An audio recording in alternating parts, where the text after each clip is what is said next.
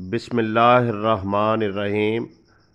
ज़करिया बिन इब्राहीम कोफा के रहने वाले थे और वो ज़ियारत इमाम जाफ़र सादिक़ अलैहिस्सलाम के लिए मक्का मुकर्रमा रवाना हुए और इमाम की ज़ियारत के बाद उन्होंने अल्लाह की वहदानियत और नबी पाक सल्लल्लाहु अलैहि वसल्लम की ख़त्म नबूवत की गवाही दी और मुसलमान हो गए।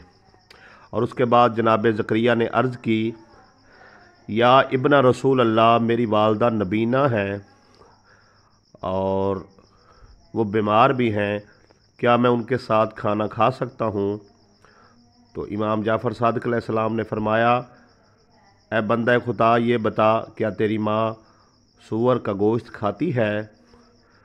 तो ज़करिया बिन इब्राहीम ने अर्ज़ की, या इब्न रसूल अल्लाह, वल्ला बाखुदा, मेरी माँ जो है वो सूअर का गोश्त नहीं खाती।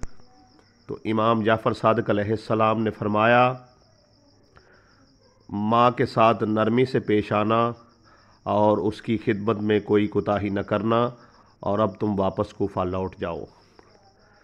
ज़करिया बिन इब्राहीम वापस आ गए और आकर उन्होंने अपनी वालदा को बता दिया कि वो दायरा इस्लाम में दाखिल हो चुके हैं, और इसके साथ उन्होंने अपनी माँ की खिदमत को भी जारी व सारी रखा।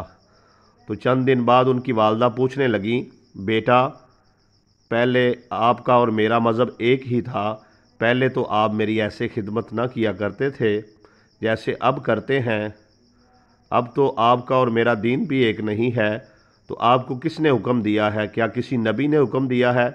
तो जनाब ज़करिया अर्ज़ करते हैं, नहीं माँ जी, नबी तो नहीं है, फ़र्ज़ंदे नबी ज़रूर हैं, उनका नाम इमाम जाफ़र सादिक़ अलैहिस्सलाम है।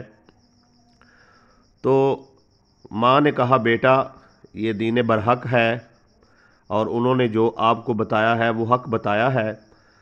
बेटा, उनके फरमान और उनकी बताई हुई बातों से मुतासर होकर मैं भी दायरा इस्लाम में दाखिल होना चाहती हूँ। तो बेटे ने वालदा को कलमा पढ़ाया और उसके बाद चंद दिनों में नमाज भी याद करवा दी।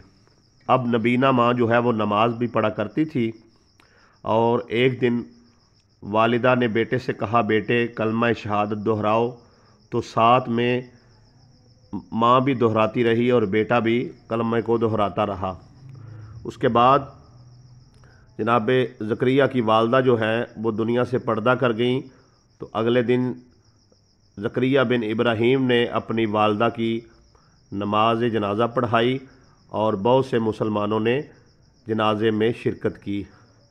इमाम जाफ़र सादिक़ अलैहिस्सलाम के फरमान पर अमल करने की वजह से ज़करिया की वालदा भी मुसलमान हो गई थी और यकीनन अल्लाह के यहाँ उनका एक मुकाम व मर्तबा हो गया था। तो इस वाक़े से हमें ये सबक मिलता है कि वालिदैन गो के गैर मुस्लिम ही हों, उनकी अताअत तो वाजिब नहीं है, लेकिन उनका एहतराम जो है वो बाकी रहता है। तो हमारे वालिदैन तो मुसलमान हैं, हमें उनकी खिदमत करनी चाहिए और उनकी जो एहतराम व इज़्ज़त है उसको ऐसे ही जारी व सारी रखना चाहिए जैसे अल्लाह ने कुरान मजीद में और अहादीस में रसूल खुदा सल्लल्लाहु अलैहि वसल्लम ने हुक्म दिया है। अल्लाह पाक हम सबको अपनी अपनी माँ का एहतराम करने की तौफीक अता फरमाए।